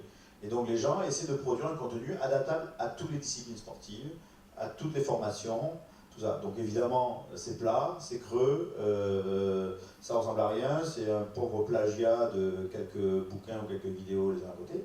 Par contre, dès qu'on leur dit, mais toi, comment tu fais, comment tu développes ça dans ta formation, avec ton public, etc. Là, d'un coup, le gars dit, ben, moi j'ai fait ça, alors d'abord je commence comme ça, et puis là je fais ça, et là, d'un coup, la richesse, elle apparaît. Je dis, mais que ce soit en présentiel ou à distance. Et dans votre pot commun, à mon avis, ce qu'il faut partager, c'est vos ressources, comme vous les utilisez. Ne pas chercher Le mode d'emploi. un mode d'emploi généraliste, consensuel, pour avoir le concours de la pédagogie sur un sujet X ou Y. Parce que là, globalement, votre pot, il va rester vide, parce que personne n'osera partager jamais. Voilà. Enfin, bon. Non, mais j'imagine bien que c'est l'objectif. C'est pas de faire une bibliothèque vide, c'est. En fait, le plus dur, c'est pour les gens qui sont pas, c'est d'aller mettre dans le commun. Oui, parce que le formateur a toujours le sentiment que ce n'est pas une ressource aboutie. Ou l'établissement ne peut pas partager avec un autre. Oui, alors ça, je pense honnêtement, enfin, je ne connais pas vos cultures, mais bon, je pense que aujourd'hui on a un peu dépassé ça. Nous aussi à Jeunesse et Sport, on a vécu ça. C'est ma ressource du CREPS de Bretagne ou de l'ENV de Bretagne ou je ne sais pas pourquoi. Et donc à côté, oh là là, ils vont me voler mon savoir. Bon, peut-être, mais enfin, je pense que c'est un peu dépensé. Moi, je pense que c'est plus une problématique de formateur. Soit qu'il a le sentiment d'avoir un contenu qu'il maîtrise tip top et il a le sentiment de donner toute sa substance parce qu'il va partager cette culture-là ou son savoir-faire, sauf que c'est en fait une erreur majeure. c'est parce que je donne que je reçois, ça c'est la première idée. La deuxième idée, c'est que c'est pas parce que je donne un contenu que les gens n'auront pas besoin que je vienne parler de ce contenu. C'est l'histoire de la visibilité dont tu parlais tout à l'heure. Bon, enfin, bref, voilà. Et par contre, ils ont aussi notre peur, c'est qu'ils ont le sentiment, parce qu'ils ont fait un Word, une prise de notes, un cours sous format PDF, que du coup, c'est absolument pas assez abouti pour être partagé. Un quiz, c'est la même chose hein, au final. Alors que nous, dans notre expérience, c'est tout à fait l'inverse. C'est-à-dire que d'un coup, le quiz, il y a des gens qui vont s'en saisir et qui vont se mettre à l'utiliser dans leur contexte, qui vont le faire évoluer, l'adapter. Et c'est très difficile à encadrer et à coordonner et à animer, à mon sens. Enfin, c'est un vrai boulot là-dessus. Mais c'est ce qui permet d'aboutir à des ressources qui sont finalement plus construites. Enfin, voilà. Tu vois, tu sais pas y faire pour lancer le. Je rajouterais que c'est la même problématique et pour continuer ce que tu dis, et pour avoir suivi le MOOC dont tu parles, Christophe, ça m'a fait rigoler parce que la semaine dernière, j'ai eu une discussion avec tous les étudiants et notamment la prof qui a initié le MOOC. Et t'as plein d'étudiants qui sont venus se plaindre et qui ont dit mais madame, vous comprenez toutes ces ressources là que vous avez demandé de faire, ce MOOC, cette thématique, etc. Mais ça nous prend beaucoup de temps. C'est énorme ce que vous nous demandez, mais on n'aura jamais le temps de tout faire ça, quoi. Et là, la prof elle a rigolé, elle a dit, mais qui vous a demandé de faire tout ça? C'est de la notion de projet, c'est à vous de déterminer vos besoins, vos objectifs et vos priorités. À partir de là, moi, je ne veux pas le savoir. Ouais. Et là, Et là, c'est le drame. Non, mais il y a aussi une autre chose qui est intéressante dans cette transition numérique, c'est un formateur, il a l'habitude d'avoir des étudiants en présentiel.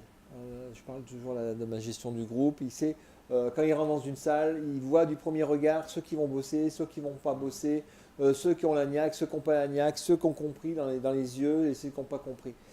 Comment on fait revivre ça sur l'information à distance? Et ils ont peur de perdre tous ces liens-là, qui sont des liens pas toujours explicites, hein, qui sont des liens qui sont l'habitude qu'ils ont créés dans sa relation prof-stagiaire, prof-apprenant. Et ben dans les dispositifs en ligne, il y a aussi dans le pot commun, c'est comment j'ai ressenti l'absence des étudiants ou ceux qui étaient motivés, pas motivés. Quand on met en place un dispositif en ligne, si on met de la vie dans le dispositif, on a ces ressentis-là, on doit pouvoir avoir cette même relation, même si elle n'est pas physique, avoir ces ressentis-là. Il y en a qui ont compris, identifier ceux qui ont compris, identifier ceux qui n'ont pas compris, voir des signes d'absence, de défaillance ou des choses comme ça. Et il faut aussi mettre en place cette instrumentation-là, cette vie-là, pour qu'on ait ces retours-là, pour que le prof il soit aussi satisfait. Et c'est aussi important dans une communauté de partager par rapport à ça. Moi, je pense que là-dessus, nous, on a des publics qui sont assez proches, c'est-à-dire qu'on ne gère pas des centaines d'étudiants. Ouais. Ce que toi, finalement, tu en as 50 qui sont absents d'un cours, c'est difficile à voir. Nous, on a 10, 12, 15 gugus dans nos formations à distance. Et donc, pour pas dire des fois 5 ou 6, en espérant en avoir 7, tu vois. Donc, enfin, moi, en tout cas, des fois, le c'est ça. Et donc, paradoxalement, dans mes expériences de formateur, alors j'en fais un peu moins maintenant, mais je faisais du présentiel et de la formation à distance, je me suis senti plus proche des stagiaires en formation à distance que des stagiaires en présentiel.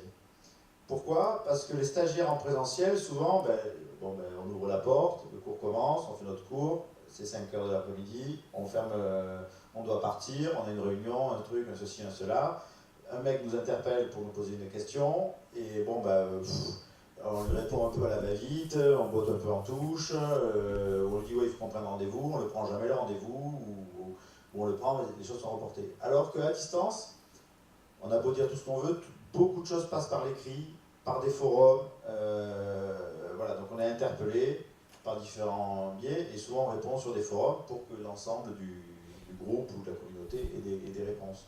Et là, d'un coup, le fait de passer par l'écrit et de rendre une réponse publique fait que on fait attention à ce qu'on dit, on fait attention, enfin moi je sais que je faisais attention à ce que je répondais. Donc, voilà. Ensuite, quelqu'un qui ne fout rien dans une formation à distance, vu qu'on passe beaucoup par la production, des quiz, il y a un suivi, quelqu'un qui, dans nos 12 personnes, 12 stagiaires, s'il y en a un qui ne produit pas, ça se voit, enfin, qui n'est pas actif sur la plateforme, que ce soit au travers des stats, au travers des productions à rendre, des choses comme ça, on le voit très très vite. Et donc c'est relativement simple imaginons, s'il y en a 12, il y en a 3 qui ne s'engagent pas en travail, de les interpeller, de les appeler et de se mettre en relation avec eux. Donc étonnamment, la distance crée de la proximité, alors que le présentiel, autant jeune prof, j'adorais aller boire des coups avec les étudiants. En vieillissant, j'avais d'autres problématiques. Jeune, j'étais très proche et je savais ce qu'ils vivaient et compagnie. Plus tard, je n'étais pas dans le même monde qu'eux, quoi, finalement. Donc finalement, beaucoup plus distant et d'ailleurs beaucoup plus de difficultés à savoir réellement le ressenti. Ouais. Le ressenti. Même si en salle, tu perçois bien qu'il y en a 3 qui écoutent, qu'il y en a 2 qui font autre chose et qu'il y en a 2 qui aspirent qu'à une chose, c'est que ça se termine, quoi. Et dans les formations à distance, les 2 qui veulent que ça se termine, de toute façon, ils doivent faire les productions qui leur permettront de valider le truc. Alors qu'en présentiel, c'est pas le cas. Parce qu'ils sont présents, ils sont actifs. Voilà. Donc il y a quand même des atouts à la formation à distance. Pour continuer, parce que tout le monde va bientôt dormir.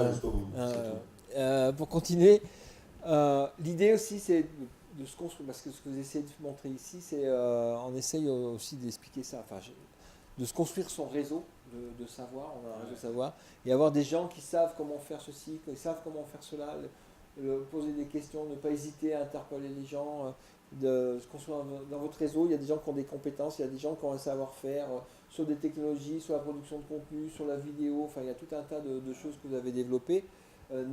C'est pas toujours évident, il ne faut pas harceler les gens, mais demander des informations, passer des mails, on est toujours content de participer à des réseaux comme ça. Et donc mettre en place son réseau, dans le domaine du sport aussi, c'est ce que j'ai fait. Moi j'ai des bons exemples. La génération, celle qui est à côté d'Internet, c'est laquelle génération Z Z, celle qui n'a pas Internet. Celle qui un peu la nôtre et un peu au-dessus, quoi. Et donc les gens, ils ont repéré en fait l'élément central du réseau. Donc moi je suis un nœud de réseau dans mon truc. Donc les gens m'appellent et disent ah ouais, là je voudrais faire, je sais pas trop le truc. Enfin ça c'est dernièrement. Je dis mais t'as pas. Donc moi j'en sais rien en fait. Finalement c'est quelque chose que j'utilise pas. Là je sais plus ce que c'était faire du sondage en live dans un amphi sur un contenu. Est-ce que les gens sont contents, pas contents, enfin, etc. Bon, je dis moi, oui, d'ailleurs, tu avais dû contribuer au final sur le truc. Et je lui dis, mais t'as posé la question à la communauté Il dit, oh ben non, moi, tu sais, sur Facebook, bon, très bien. Je dis, écoute, je peux la poser pour toi. Ou je ne sais pas si c'est lui qui la pose finalement, moi, je ne sais plus. Mais enfin, bon, tu balances la question là sur la communauté. Et là, du coup, la communauté où tu as l'impression qu'il n'y a personne qui regarde, etc. Et du coup, tu leur poses une question. Et là, je sais plus, il y a 10 réponses qui tombent avec 10 outils différents. En disant, moi j'utilise celui-là, il est sympa, celui-là il est payant, il est mieux, mais machin. Et puis il y a l'autre qui dit, moi je veux celui-là. Et donc c'est l'idée qu'à un moment donné, chacun dans son contexte professionnel a des usages, développe des spécificités, et le réseau, finalement, la compétence et la connaissance, elle est distribuée au sein du réseau. Et donc dès que je mobilise le réseau est capable d'apporter des éléments de connaissance. Et c'est assez magique. Aujourd'hui, évidemment, une nana de la Fédé de natation m'interpelle sur les nouveaux textes sur la FOAD, Agence et Sport. Enfin, je ne sais pas pourquoi, vraiment la réglementation, c'est quelque chose qui m'excite il faut y répondre parfois, donc je fais en sorte que ça marche, mais c'est pas mon truc, quoi. Ça m'emmerde royalement. Et donc, mais par contre, je sais que j'ai des collègues qui sont forts là-dessus, donc effectivement, elle aurait posé la question directement sur le réseau, moi je gagne du temps, quoi. Et donc, par contre, là, je redistribue, effectivement, et là, en 10 minutes, elle a 3-4 réponses qui sont apportées. Et donc là aussi, il y a un lâcher-prise sur la gestion du réseau. Enfin, le lâcher-prise, il est permanent, c'est-à-dire l'idée de ne pas chercher à maîtriser le réseau, l'idée de ne pas chercher à maîtriser les démarches. Il ne faut pas que ce soit doctrinal. C'est-à-dire que chacun, libérer les initiatives, qu'à moitié évidemment, mais en tout cas, cette idée de faites, éclatez-vous, et puis ensuite, vous trouverez des solutions, et par contre, c'est sympa de les repartager. Et dans vos pots communs et compagnie, c'est ça qu'il faut faire. Bravo. Et alors, j'ai pris la métaphore du forgeron, c'est un forgeron contre un forgeron. Ça, vous l'avez mis dans mon diaporama, moi je l'ai mis. Ah ouais? Celle-là, tu l'as mis celle-là? C'est en pratiquant qu'on se rend compte, là on revient sur la troisième dimension de mes trois cercles, c'est en pratiquant, en se mettant dedans, en se lâchant dans ces dispositifs-là, qu'on se rend compte l'intérêt qu'on peut en avoir. Vu de l'extérieur, c'est compliqué, si on n'est pas impliqué dedans, c'est compliqué de se rendre compte de comment ça peut marcher, parce qu'il faut qualifier les gens, qualifier son réseau, le construire, et c'est une fois qu'on l'a mis en œuvre et qu'on voit les retours, on voit l'intérêt qu'on a de l'investissement qu'on a fait. Et c'est pas quelque chose qui se fait du jour au lendemain. Le réseau sport, ça fait combien de temps qu'on... Enfin, le réseau 2008. Sport, il y a évidemment, vous savez, c'est le sport top secret défense. Attention, nous avons un savoir-faire que les Américains ne doivent pas nous voler. Que ce soit en formation, soit en entraînement, etc. Donc évidemment, des réseaux fermés. Avec mot de passe, etc. Ça n'a jamais, ça n'a jamais fonctionné, jamais. Parce que, et puis le jour où par contre on a commencé à faire un réseau qui était ouvert, où l'identité institutionnelle, l'identité individuelle pouvait prendre sa place, ça s'est mis à fonctionner. Même s'il y a des leaders dans le système, mais des gens qui vivent cachés, mais qui quand même partagent, etc. Ça a fonctionné à partir du moment où c'est devenu, les choses sont devenues publiques. Les gens ont accepté de partager leur expérience, etc. parce qu'ils y trouvaient un intérêt d'abord personnel. Le formateur, on a beau dire tout ce qu'on veut, il pense à sa gueule d'abord. C'est normal finalement, c'est très humain dans l'histoire. Donc il faut se préoccuper, il faut sortir des discours et se préoccuper et se dire que les gens vont y trouver de l'intérêt. Donc effectivement, ça a pris son essor, notamment sur la dimension réseau, à partir du moment où on a fait un fameux le blog lié à entraînement, une formation qui a créé l'ouverture. Alors ce que tu dis là, moi je travaille avec plusieurs communautés, c'est quelque chose qui se duplique quelles que soient les communautés. Tu parlais on utilise des outils de réseau pour gérer une communauté. Ça ne marche pas. Les processus, les outils, c'est pas la même chose. Donc si on veut faire du réseau, il faut utiliser les outils de réseau. Si on veut gérer une communauté, c'est les outils de communauté, c'est pas les mêmes mécanismes. Par exemple, ils ont voulu faire un réseau social de profs, ça s'appelle Via Éduc, je crois, Éducation nationale. Ils ont dit on va faire un réseau social des profs, mais réservé qu'aux profs. Je dis mais s'il n'y a pas la diversité et la variété, c'est pas un réseau, c'est une communauté que vous faites. Et les mécanismes que vous voulez de réseau social, ça ne va pas du tout marcher. Mais si, tu vas voir patati patata. Bon, ok, l'autre fois j'ai balancé un truc sur Via Éduc. Je cherche des classes pour tester tel type de robot, fabricant qui avait des robots qui voulaient tester en CM2, je crois, un truc comme ça, pour programmer les robots. Maintenant sur Via Éduc, zéro réponse. Merde. Il reste 2-3 jours, je mets sur Twitter, en une après-midi, j'ai 15 classes qui sont partantes. Et donc on n'est plus du tout dans les mêmes dynamiques, alors que normalement tous les profs sont enregistrés sur Via Éduc. Il n'y a pas de dynamique, il n'y a pas de vie, il n'y a pas de choses comme ça. Parce que les moteurs sont, on utilise un réseau social pour animer une communauté. C'est pas le même moteur, c'est pas la même dynamique. C'est comme si vous mettez du gasoil dans le moteur essence, mais après il avance plus, quoi. C'est un peu la même chose. Et donc dans vos réseaux à vous, parce que vous, à chacun à votre niveau, vous êtes un autre réseau, une des erreurs à ne pas faire, c'est vouloir, comment dire, moi j'ai ma conception de la formation, donc je suis sur le collaboratif, mais j'ai un paquet de collègues qui ne sont pas du tout sur ce registre-là. Et donc au début, on a envie de profiter de l'occasion pour les amener sur ce qui me paraît la vraie formation, ou le vrai ceci. Enfin, je suis détenteur, moi, Olivier Lerouge, de la vérité. Et donc, vous rentrez dans ma logique numérique, donc vous rentrez dans ma démarche. Et bien, une des clés de l'accompagnement, c'est exactement l'inverse. C'est-à-dire qu'un formateur, c'est un bricoleur, il a sa conception, et il doit faire ce qu'il veut et ce qu'il croit bon pour son public. Et mon rôle, c'est de l'accompagner là-dedans, et surtout pas d'essayer de le transformer. À ce moment-là, je viole son espace de compétence ou Professionnel. sa fonction professionnelle. Il est chez lui. C'est pas quelque chose, là d'un coup, pour qui je me prends, quoi, d'une certaine façon. Et ça, il faut bien comprendre. Et donc, nous, à l'ENV, c'est parti à partir du moment où ça c'est devenu très clair pour tout le monde. Donc, on répond aux attentes en ouvrant un champ de possibles, mais mais dans le respect de tu veux faire ça, ok, on fait ça. C'est pourri, hein, moi j'adhère pas, mais je lui dis pas, au contraire, c'est génial, c'est formidable, et on fonce sur ce que tu as envie de faire. Enfin, voilà. Et je vois pas que ça devienne un enjeu de pouvoir en fait.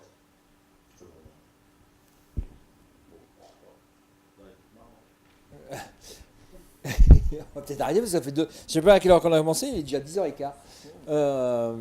Puis tu t'endors là, tu réagis pas, tu dis rien. Sur les évolutions technologiques, ça va aussi apporter alors tout ce qui est réalité augmentée, réalité virtuelle, bon ça on l'a déjà évoqué. Et là je vous ai mis tout un tas de nouveaux mots qui sont apparus dans le domaine avec le numérique, dans le domaine de la formation. Demain on va faire des barcamps, hein, c'est ça? Donc c'est des espaces où on va se poser en dehors d'une salle comme ça, et puis vous aurez il y a des gens qui ont des trucs à montrer, qui viennent partager des choses. Alors, il y a un monsieur qui veut au barcamp, je crois qu'il veut montrer déjà. sur le smartphone. Il y a un autre monsieur au barcamp qui va monter un truc en 3D, c'est ça ce barcamp que tu fais toi aussi? Et donc il y a, je ne sais plus tu as le programme, mais je ne sais pas tout le programme par cœur. Et l'idée c'est, on se pose dans un endroit qui n'est pas une salle de classe, les vont venir... les gens qui ont envie de discuter avec vous vont partager. Si tu as fait, moi je t'avais déjà commencé à te montrer des trucs avec les smartphones qu'on a fait. Moi j'irai voir ce que tu fais en 3D parce que dans un coup je vais être co-partager de contenu avec toi, et puis j'ai plutôt écouter ce que tu vas me dire et on va changer les rôles à chaque activité, on va changer les interactions. On est presque d'égal à égal sur ce modèle. C'est vraiment des échanges. On en fait des sérieux barcamps dans le monde du sport où on commence à 10h du soir, on finit à 6h du matin. Donc, c'est des formats un peu exceptionnels. Il y en a des plus ou moins réussis. La partie bar est des fois plus grande que la partie camp. Mais bon, la partie Explore Camp, c'est un peu différent. C'est un format où les gens ont un grand écran où ils montrent des choses. Il y a un gars qui a déjà utilisé, qui vient partager aux autres, montrer, les autres sont en interaction. Et après, en 5 minutes, il présente son truc. En 5 minutes, il y a des questions. Et ensuite, on change d'atelier. Il y a des super Explore Camp. Il y a un format qui marche très bien. C'est à Ludovia, qui est l'université du ludo-éducatif, où il y a des super Explore Camp. Et là, on sélectionne les gens qui viennent présenter les trucs. On en fait un au mois de mars en Suisse. Il y en a un en été en Ariège et un en mars en Suisse. Il y a les MOOC qui sont un nouveau format de formation. C'est des cours ouverts à tous, qui sont basés sur la dynamique, le 3e niveau du cercle de communication, qui a été étudié par Stephen Downes. C'est d'ailleurs le premier avec Georges Siemens qui avait fait en 2008 le premier MOOC, qui était vraiment basé sur ces moteurs. Ils ont fait une nouvelle théorie de l'apprentissage qui s'appelle le connectivisme, en disant, je ne sais pas si vous avez vu les différentes théories d'apprentissage, constructionnisme, le behaviorisme, socio-constructivisme, et là c'est le connectivisme, en disant, une des choses qui change dans la théorie d'apprentissage, c'est qu'aujourd'hui, ce que tu as un peu évoqué, c'est que le web est devenu intelligent. Vous posez une question, vous avez une réponse qui est pertinente, dans la plupart des cas. Vous ne savez pas quelque chose, vous avez accès à tous les savoirs. Et donc ça change énormément de choses dans les théories d'apprentissage, de la façon... Et la mécanique de réseau, ça motive les gens, on aurait plein d'exemples, on n'a pas le temps de vous les montrer, ça motive les gens à mieux apprendre, à apprendre les uns avec les autres, etc. etc. Donc le MOOC, c'est fait pour ces formats-là. Alors, pendant un temps, il y en a beaucoup qui ont dit que les MOOC vont tout remplacer, un peu comme Uber. C'est très bien pour 5 à 10% de types de formation qu'on va mettre en place. Vous avez testé des MOOC, il y aura peut-être d'autres qui vont être créés dans les nazis, il y aura peut-être un besoin, mais ça ne va pas couvrir 100% des formations. C'est un moment, il y a une dynamique de réseau qui peut s'installer autour d'un thème, ça fera un MOOC. Vous avez des formes de présentation aussi un peu plus directives. C'est le Peshakusha, même plus qu'un peu plus directive. C'est des soirées Peshakusha. Vous allez sur peshakusha.org, vous allez en trouver plein dans le monde entier. Vous avez ce qu'on aurait dû faire ce soir, 20 slides, et chaque slide dure 20 secondes. Et en 6 minutes 40, vous devez présenter une notion, un concept, une idée. Et une fois que vous avez fait votre Peshakusha, c'est le gars après qui vient présenter sa notion, son idée. Pareil, vous cherchez Peshakusha, vous en trouvez plein sur YouTube. Il y a des profs qui font ça aussi. Il y a François Jourde qui a challengé ses étudiants, c'est un prof de philosophie à Bruxelles, qui a demandé à ses étudiants, il avait un super Peshakusha fait par ses étudiants de terminale, le beau est-il utile? On va pas finir là-dessus, on va continuer. Les serious games, il y a eu aussi tout un délire sur les serious games, on va aller tous apprendre en s'amusant. C'est assez compliqué à mettre en place, mais on en verra demain, je crois, avec Olivier Nière ou pas? C'est ça qu'il va parler? Non, après-demain. Après-demain? Jeudi matin? Il y aura des présentations de ça, c'est autour du leadership, du management, des choses comme ça. Il y a des choses super intéressantes qui sont mises en place. Des mondes immersifs. Alors, dans les mondes professionnels, il y a des choses qui vont apparaître, alors soit avec des casques, soit avec des écrans, ou même des smartphones qui sont tenus devant les yeux. Il y a des choses intéressantes qui sont en train de sortir. Le Ignite, c'est la même chose que le Peshakusha. Le Peshakusha, c'est d'origine japonaise. Le Ignite Session, c'est américain, mais c'est le pendant. Vous avez un format défini, 10 slides, 10 secondes ou un truc comme ça. Enfin, il y a plusieurs. Le pitch aussi, vous avez 3 slides en 3 minutes. Vous devez présenter une idée, une notion, des choses comme ça. Ou le lift speech, le discours de l'ascenseur. On apprend aux étudiants, aux stagiaires. Tu avais ton stagiaire là-bas, il faudrait lui faire un lift speech. Vous avez 30 secondes pour expliquer pourquoi vous êtes dans l'entreprise, quelle est votre formation, qu'est-ce que vous allez apporter à l'entreprise, quand vous croisez le big boss de l'entreprise, pour qu'il vous embauche. C'est l'extrême, mais c'est apprendre à se présenter rapidement et à être pertinent et percutant. Ça, c'est les lift speech. On commence à en faire avec nos étudiants. Vous avez en France l'application de ça, c'est ma thèse en 180 secondes. Où en 180 secondes, un thésard doit expliquer ce qu'il fait, les travaux dans sa thèse, pourquoi il fait sa thèse et quelles sont les répercussions, les théories, les grandes théories, les répercussions que ça peut avoir dans la vie de tout le monde. Le social learning, donc ça rejoint les MOOC, des choses comme ça, c'est apprendre les uns avec les autres, c'est partager, échanger. Les learning centers, on les a vus. Un grand mouvement aussi en ce moment autour des nouveaux espaces d'apprentissage, c'est les Fab Labs. C'est des espaces, nous on en a à l'université, on met tout un tas de bazar pour que les étudiants puissent maqueter des projets, monter des maquettes d'objets connectés. Ça mélange de la mécanique, des robots, enfin, des objets connectés, de l'intelligence, des trucs imprimés en 3D. Enfin, bon. Vous avez une idée, vous pouvez monter un prototype dans un Fab Lab, ça c'est la théorie. Le Living Lab, je ne me rappelle plus ce que c'est que le Living Lab. Si, mais si. Oui, c'est un ensemble de labos, on partage, on vit les uns avec les autres pour mieux partager les idées. Et le mobile learning, il y a des sociétés qui sont spécialisées dans les petites applications, qui posent des quiz, qui posent des questions. Ça, Olivier Nier, Il est au taquet là-dessus. que la cour fasse ça. Ouais, il y a encore du boulot, il y a plein de choses qu'il faudrait faire.